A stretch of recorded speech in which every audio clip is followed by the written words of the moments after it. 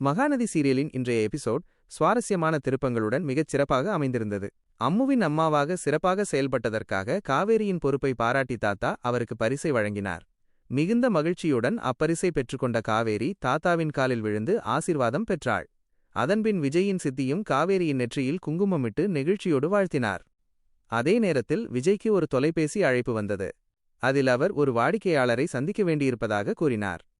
காவேரியும் தனக்கும் வீட்டிற்குச் செல்ல நேரமாகிவிட்டதாக கூற விஜய் அவரை அம்முவுடன் இருக்குமாறும் தானே வந்து காவேரியை வீட்டிற்கு அனுப்பி வைப்பதாகவும் உறுதியளித்தார். அம்முவும் மிகுந்த மகிழ்ச்சியுடன் காவேரியை தனது அறைக்கு அழைத்துச் சென்றாள். அறைக்குச் சென்ற அம்மு தனது ஓவிய புத்தகங்கள் அனைத்தையும் காவேரிக்கு காட்டினாள். அப்போது ஒரு படத்திற்கு வண்ணம் தீட்டப்படாமல் இருக்க அதற்கு வண்ணம் தீட்டும்படி காவேரி கூறினாள். அம்முவோ தனக்கு எட்டாத தட்டில் வண்ண பென்சில்கள் இருப்பதாகவும் அதனை எடுத்து தருமாறும் கேட்டுக்கொண்டாள். அம்முவின் வேண்டுகோளை ஏற்று காவேரி அலமாரியை திறந்து வண்ணப்பெட்டியை எடுத்துக் கொடுத்தாள். அந்த அலமாரியை மூட முற்பட்டபோது எதிர்பாராத விதமாக உள்ளே ஒரு டைரி இருப்பதை கண்டாள். அதில் விஜயின் பெயர் இருப்பதை கவனித்த காவேரிக்கு அதை படிக்க வேண்டும் என்ற ஆர்வம் மேலிட்டது. அந்த டைரிக்கு கீழே விஜய் மற்றும் காவேரியின் திருமண புகைப்படங்கள் இருந்தன. ஆனால் துரதிருஷ்டவசமாக காவேரி அதை கவனிக்கவில்லை.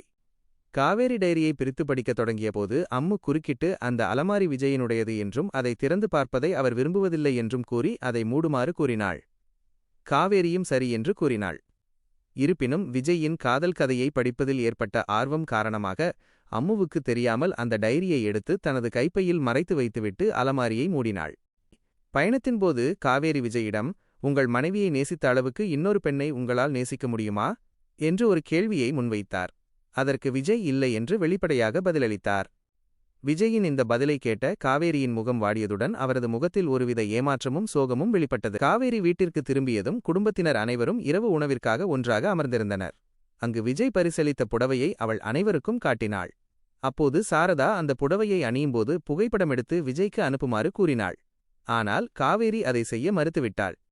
அனைவரும் பேசிக் கொண்டிருந்தபோது எதிர்பாராத விதமாக நிவின் வீட்டிற்குள் வருகிறான். நீண்ட நாட்களுக்குப் பிறகு நிவினை கண்டதும் குடும்பத்தினர் அனைவரும் மிகுந்த மகிழ்ச்சி அடைந்தனர். நிவின் அனைவரையும் நலம் விசாரித்து இத்தகைய சுவாரஸ்யமான நிகழ்வுகளுடன் இன்றைய எபிசோட் இனிதே நிறைவடைந்தது. நீண்ட இடைவேளைக்கு பிறகு நிவின் மீண்டும் கதையில் நுழைந்திருப்பது பார்வையாளர்களிடையே கூடுதல் மகிழ்ச்சியை ஏற்படுத்தியுள்ளது.